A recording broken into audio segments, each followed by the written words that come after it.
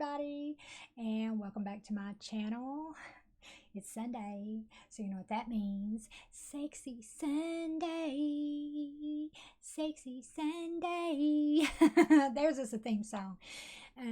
Anyway, what I want to talk about today is usually only worn to make a statement, and you can make the statement of sexy and elegant all the way to slutty and seductive. So grab you a glass of wine, grab you a drink, and sit back, bitches, because today we're going to talk about stockings, aka pantyhose. So the first thing I actually did was to look up the word stockings. And I kind of thought maybe that would be a good place for us to start on our journey, you know? So stockings are elastic garments that cover the foot and leg up to the knee or up to the thigh. And in today's world, you know, stockings are not worn as much, and pantyhose are hardly ever worn. Well, you might see them on some old lady out at the grocery store or something, but as far as today, they're usually only worn for fashion and aesthetics, usually with a short skirt, mostly just as a fashion statement, right? And y'all, I've even worn mine with shorts and boots, you know. So, at first, stockings were only worn by European noblemen, but it was for practical reasons of the era. You know, they added better mobility while riding horseback. But did y'all know that Queen Elizabeth I was the first well-known recorded woman to wear stockings? That's right. Never thought of her as being sexy, but whatever. It's said that she got her first pair of knit silk stockings in 1560. Now, since stockings of this time were made from materials like silk and wool, they were not elastic or supportive and had to be kept up by garters, or on the rare occasion, they had to be custom made. Now, garter belts are elastic circles that go all the way around the waist with several fasteners that hang down to secure the stockings. And guess what? We're going to do some show and tell because, well, here is a garter belt. Well, if I can get it straightened out. Here is a garter belt. It's got the fasteners that hang down. And these have the panties inside too. So, see, they got fasteners, one in the front and one in the back of each leg. Elastic that goes all the way around the waist. And during the Renaissance period, you know, men and women both wore hosiery. Around the 15th century, hosiery started being made with patterns and silk weavings. The first knitting machine was made by a clergyman named William Lee in 1589. That's right, kitty cats, he was a preacher. Now, this paved the way for those who made hosiery to begin mass production. Now, during this time, both silk and cotton were commonly used. See, back then, common people like you and me wore hosiery made of cotton, but now royalty, they wore silk. And during the Victorian age, only the elite could afford knit silk hosiery. Now today, these are the luxury item of the hosiery world. Now, throughout the 18th and 19th centuries, hosiery was worn by women for modesty, warmth, and protection. Back then, dresses were long and stockings were short. Now, fashion of that time was very modest, so stockings were typically hidden under your clothing. Now, by the 1920s, yeah, the 1920s, the dresses got shorter and hosiery gained popularity. Those rising hemlines made stockings fashionable. The typical stocking of the roaring 20s comes just above the knee and was secured by a garter. Now, bitches of that decade are known as flappers. Well, at least some of them. Flappers were women who were known to push the political and sexual freedom of women and considered the first generation of independent women. Now, those bitches were thought to be immoral, and some people of that time actually considered them dangerous because they flaunted their hatred for what was then acceptable behavior and they pushed the bounds of sexuality. But in today's time, that could be any teenage girl. But back then, things were a bit more conservative than they are today.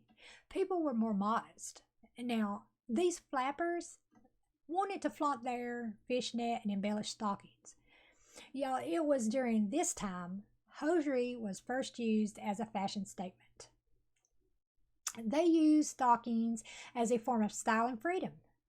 In 1939, stockings became an essential for every woman's wardrobe. This was due to the invention of nylon. And nylon was invented by a chemist named Wallace Carothers, and he worked for DuPont. You see, nylon was cheaper, and its elasticity made stockings fit better for women of all shapes and sizes. Now, in 1937, there just so happened to be a boycott on Japanese products. And what happened was that you could no longer get silk stockings.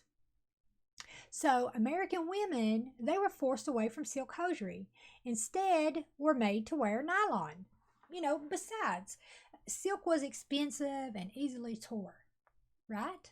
So let me tell y'all that the first year nylons were available, women in the U.S. bought 4 million pairs.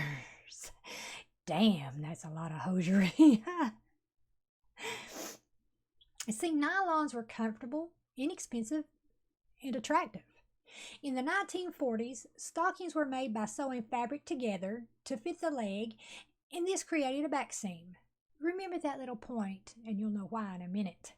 Nylon stockings made their debut in a display at the 1939 World's Fair in New York. They were actually released for sale to the public on May 15th, 1940. Yeah, stockings were all the craze in the 40s, but the problem was that they weren't self-supportive. See, women were still using garters and suspension belts to keep their hosiery in place. Now, with more revealing skirts showing up in pop culture in the 1940s and 50s, alternatives just started popping up everywhere. And wouldn't you have guessed it, the film industry, of course. Okay, so film producers would sometimes sew the hem of stockings into the briefs of actresses.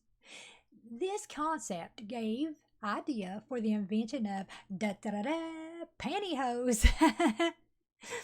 Now, pantyhose and tights were a lot easier to mass produce and allowed women to wear even shorter skirts.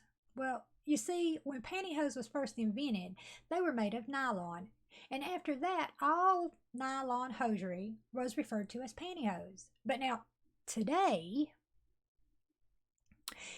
it doesn't refer to that. You know what I mean? It's not referring to the material like then. Now the term pantyhose refers to style instead of the material it's made from. And y'all, advertising in the 1950s and 60s romanticized the idea of wearing hosiery, and they were considered a high-end fashion accessory. Now, bring on World War II, right? Now, during World War II, nylon was used to make parachutes, airplane cords, and tents. So women were asked to ration and to donate their hosiery to the war effort. I mean, can you imagine a soldier coming to your door? Can I have your hoses, ma'am? Can I have your pantyhose, ma'am? I mean, how fucked up is that? Now, this product was completely taken off the market. I mean, taken off the shelves everywhere, taken off the market during this time to go to the war effort. So desperate women everywhere sought out alternatives. Women used, self-tanners and what they called liquid stockings. And they did this to create the illusion that they were actually wearing stockings. They even painted, y'all. They painted seams on the back of their legs. I mean, remember how stockings were put together back then? You know, the seam in the back. Damn, y'all, them women must have been desperate. Now, during the 1960s, more women joined the working world. So this brought a higher demand for hosiery than that could be worn both in and out of the office. You know, you could go to work and work all day and keep your hosiery on to go on a date that night. And so it was about this time a British company called Pretty Polly first used the term hold ups in 1967 for their self supporting stockings. These hold ups, they did not require garter belts to stay up. Instead, they were made with an elastic or silicone band to hold them in place. Now, this was a revolutionary idea because for centuries, the only options was to wear pantyhose or use garters. Now, these hold ups are now known as thigh highs, and they remove the need for garter clips or ties. Then Lycra was invented in 1962. This greatly improved thigh highs because it allowed for better durability and it gives stockings more resilience, makes them last longer. And thigh highs are a fashion accessory that can make a simple statement or an extravagant scream. And some more show and tell. I got some thigh highs here too. And you can see, let me get my camera to focus, the elastic in there. And even though these have elastic on them, I think they look better with the clips. And I still wear my garters and use the clips. And when you use your garters and your clips, you put this little band around them. And this little band just prevents the clips from popping open. You know what I mean? It keeps it stuck on your hoses.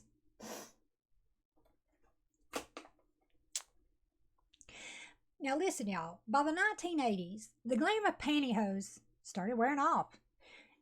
And with the scare of maybe showing my age just a little, back in the 80s, or back when I was a kid, you used to get pantyhose in an egg, and the company was called Legs. Have y'all heard of that? I thought it was an ingenious concept. Well, anyway, today, hosiery has comfort and style. You can choose your own expression by what kind of hosiery you choose to wear. Traditional stockings and garter belts are still considered elegant and sexy. And I have several pairs of stockings and garters and garter belts. They make you feel and look sexy. And if you don't believe me, put some on. Get all dressed up. I guarantee you'll feel sexy. I don't know if y'all know this about me, but I fight depression. I mean, there's no shame in that. And on the occasions that I'm feeling a little down, I can put on my garters and my garter belt and my garters and my stockings and my stilettos, and it brightens my mood. It lifts my mood every time. Not to mention my husband loves it. So, try it. I guarantee it will make you feel sexy. And so, well, anyway, it does me. Anyway, thanks for listening today, and like this video if you like it, share it. I'm trying to grow my audience. Seems slow go, but anyways, thanks for watching, and leave me a comment below saying what you'd like to see next, because I have no idea what I'm going to do next. And like and share. Subscribe if you haven't. But until then, see you next time. Bye.